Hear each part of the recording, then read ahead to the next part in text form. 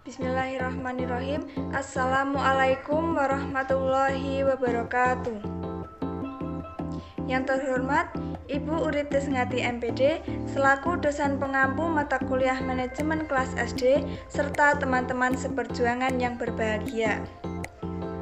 Perkenalkan, nama saya Naura Armina Anggraini, NIM 21862066094, Program Studi Pendidikan Guru Sekolah Dasar STKIP PGRI Pacitan. Di sini saya akan mempresentasikan mengenai artikel ilmiah yang telah saya susun berdasarkan studi lapangan yang berjudul Peran Guru serta Hambatan dalam Menangani Anak Berkebutuhan Khusus di SDN Ngadirjan.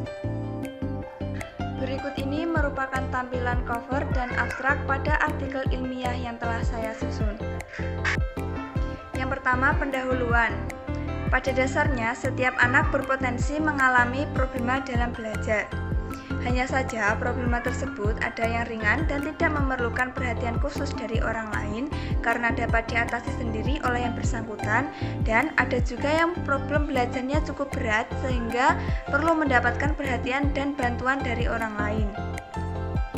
Setiap anak berkebutuhan khusus membutuhkan perawatan yang berbeda dan guru berperan sebagai peran utama dalam hal ini.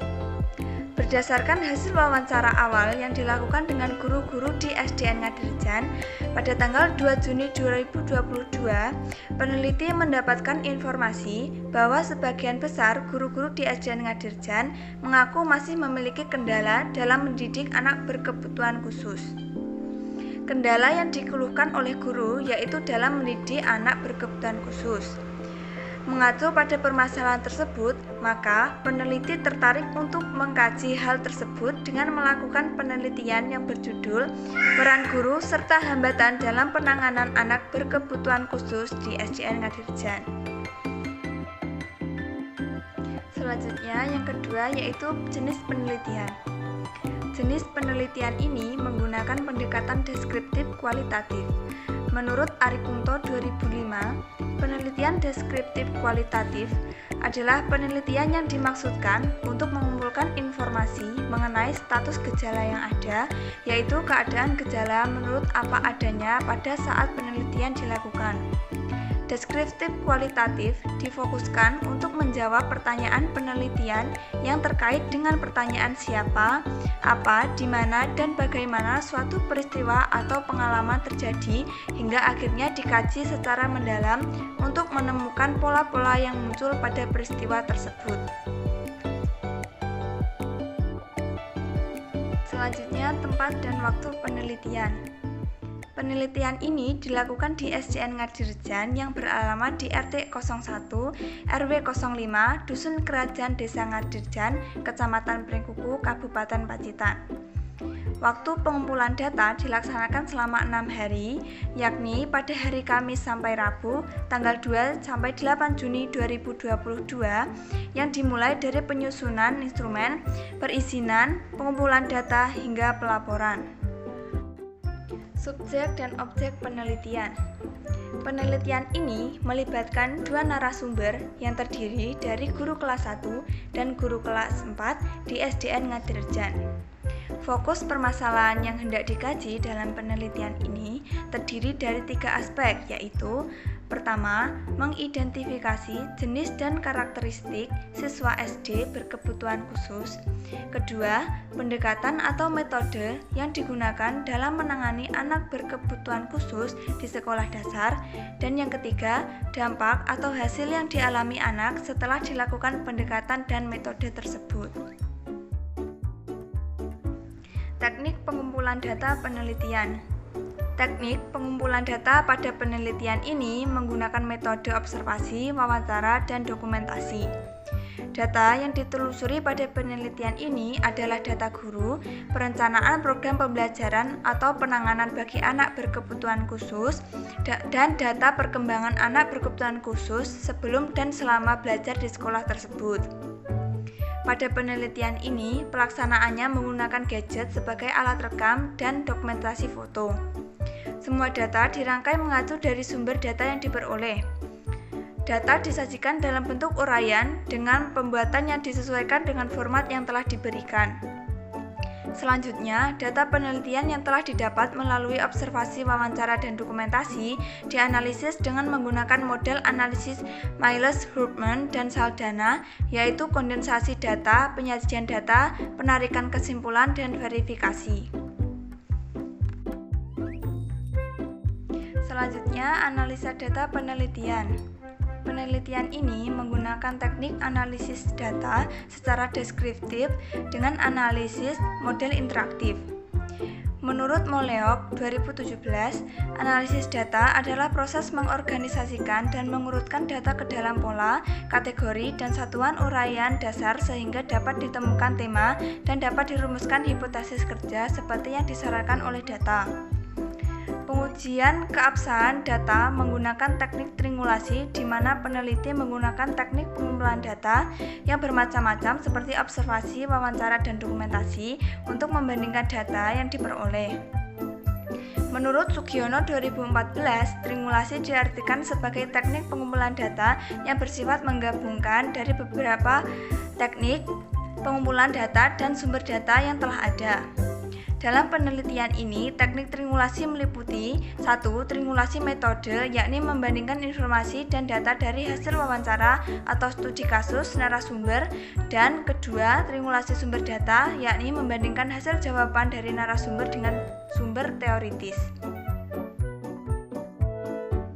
Hasil dan pembahasan pertama, definisi anak berkebutuhan khusus. Menurut Frida Mangunsong 2009, anak berkebutuhan khusus adalah anak yang menyimpang dari rata-rata anak normal dalam ciri-ciri mental, kemampuan sensorik, fisik dan neuromuskular, perilaku sosial dan emosional, kemampuan berkomunikasi maupun kombinasi dua atau lebih dari hal di atas sejauh ia memerlukan modifikasi dari tugas-tugas sekolah, metode belajar, atau pelayanan terkait lainnya yang ditujukan untuk pengembangan potensi atau kapasitas secara maksimal. Anak berkebutuhan khusus bukan berarti tidak pintar, tidak berbakat, atau tidak mampu. Hanya saja mereka memiliki tantangan khusus yang tidak dihadapi kebanyakan anak-anak yang normal. Kondisi ini terjadi ketika anak memiliki keterbatasan atau keluarbiasaan yang berpengaruh pada proses pertumbuhan dan perkembangannya.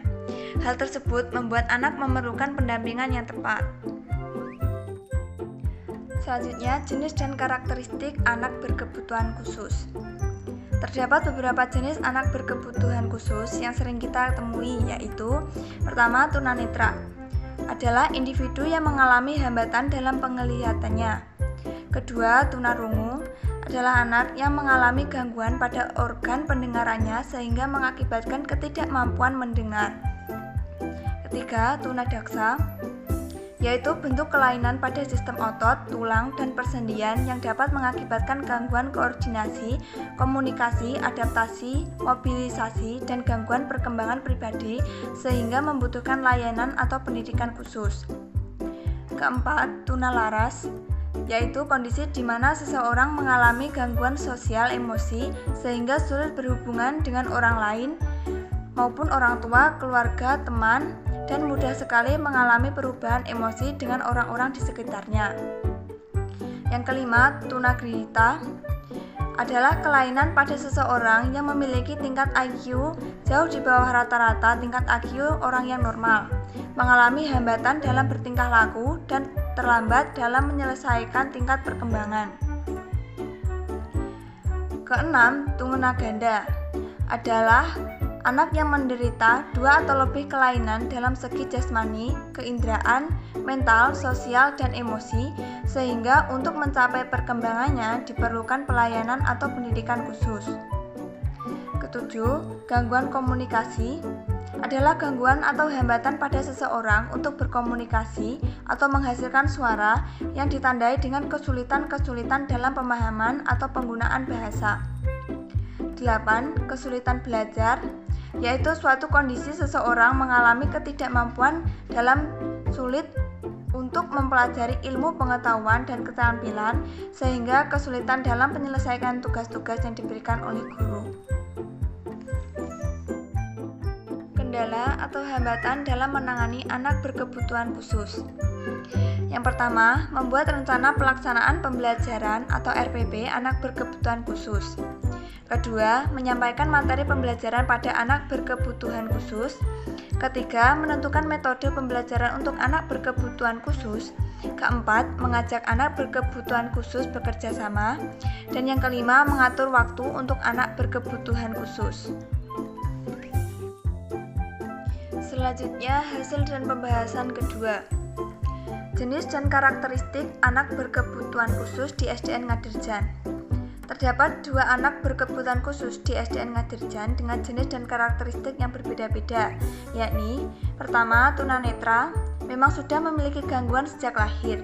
Yang kedua, lamban belajar, fisiknya bagus namun pola pikirnya sangat lambat. Berdasarkan hasil wawancara dengan Ibu Siti Maryam SPD, menjelaskan mengenai perbedaan karakteristik yang berbeda di antara 2 anak yang pernah beliau ajar. Anak yang pertama memiliki karakteristik suka marah-marah, mudah tersinggung, emosional, dan suka mengganggu temannya. Sedangkan untuk anak yang kedua memiliki karakteristik yang berbanding terbalik, seperti suka melamun, suka menyendiri, tidak pernah marah-marah. Selanjutnya, untuk anak yang memiliki gangguan penglihatan terdapat di kelas 1. Anak tersebut juga mengalami kesulitan dalam belajar dan mempunyai karakteristik seperti hanya diam dan suka menyendiri. Kendala atau hambatan dalam menangani anak berkebutuhan khusus di SDN Ngadirjan. Berdasarkan hasil wawancara dari Ibu Siti Maryam SPD, dalam penanganan permasalahan anak berkebutuhan khusus, tentu guru mengalami kendala atau hambatan. Mengingat kemampuan anak berkebutuhan khusus yang berbeda-beda, maka guru merasa kesulitan dalam mencerdaskan atau memandaikan anak tersebut. Selain itu, guru perlu menentukan metode pembelajaran yang tepat untuk anak berkebutuhan khusus, karena sikap anak berkebutuhan khusus tidak menentu dan susah diatur. Misalnya, pada saat pembelajaran berlangsung, anak tersebut cenderung diam, kurang memperhatikan dalam proses pembelajaran, dan pandangan kosong, serta sulit melakukan penyesuaian diri dengan lingkungan sekolah karena keterbatasan yang dimilikinya. Pendekatan atau metode yang digunakan dalam menangani anak berkebutuhan khusus di SDN Ngadirjan. Berdasarkan hasil wawancara yang telah dilakukan, pendekatan atau metode yang digunakan guru di SDN Ngadirjan dalam menangani anak berkebutuhan khusus yaitu memberikan nasihat serta bimbingan dengan semampunya.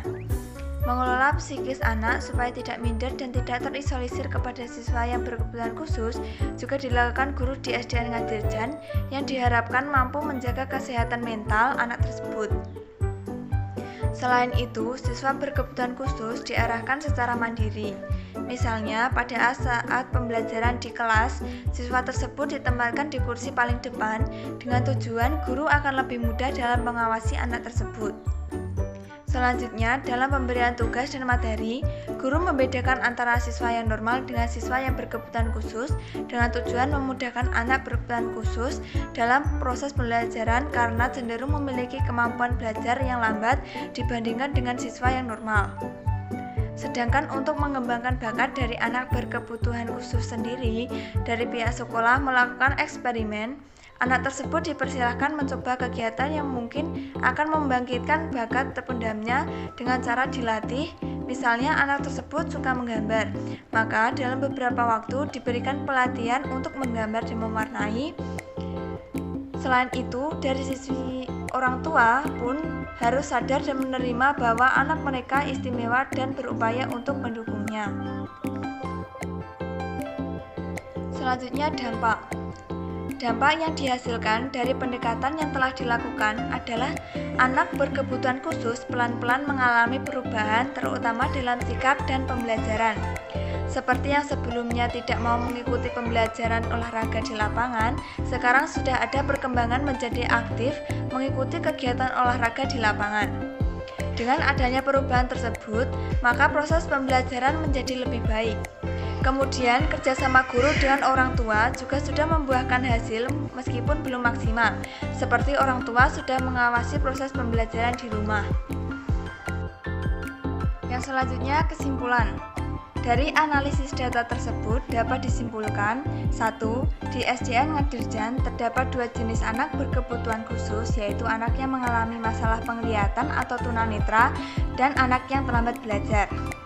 2. Dalam penanganan permasalahan anak berkebutuhan khusus, guru merasa kesulitan dalam mencerdaskan atau memandaikan anak tersebut.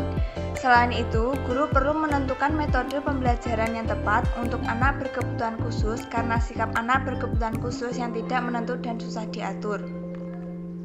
3. Pendekatan yang dilakukan untuk menangani pembelajaran di kelas, yaitu siswa berkebutuhan khusus diarahkan secara mandiri, seperti saat pembelajaran di dalam kelas, anak tersebut ditempatkan di kursi paling depan dengan tujuan guru akan lebih mudah dalam mengawasinya. Selain itu, memberikan nasihat serta bimbingan dengan semampunya, mengelola psikis anak supaya tidak minder dan tidak terisolisir kepada siswa yang berkebutuhan khusus juga dilakukan guru SDN Ngadirjan yang diharapkan mampu menjaga kesehatan mental anak tersebut. Yang keempat, dampak yang dihasilkan dari pendekatan yang telah dilakukan adalah anak berkebutuhan khusus pelan-pelan mengalami perubahan terutama dalam sikap dan pembelajaran. Dengan adanya perubahan tersebut, maka proses pembelajaran menjadi lebih baik. Adapun saran yang diberikan dalam penelitian ini adalah bagi kepala sekolah diharapkan dapat lebih memantau peran guru dalam rangka meningkatkan kesiapan guru dalam menangani anak berkebutuhan khusus serta untuk memberikan pendidikan yang berkualitas untuk anak berkebutuhan khusus. Bagi guru, diharapkan mampu menangani anak berkebutuhan khusus dengan lebih baik lagi, menyediakan metode pembelajaran yang khusus dan sesuai dengan kemampuan anak, menunjukkan sikap positif pada anak didik, khususnya anak berkebutuhan khusus, serta meningkatkan kesiapan dalam menangani anak berkebutuhan khusus. Bagi penelitian selanjutnya, semoga dapat mengkaji lebih lanjut mengenai kesiapan guru dalam menangani anak berkebutuhan khusus dan faktor-faktor yang mempengaruhinya. Sekian presentasi dari artikel ilmiah yang telah saya susun. Apabila ada kata dan ucapan yang kurang berkenan, saya mohon maaf yang sebesar-besarnya. Wassalamualaikum warahmatullahi wabarakatuh.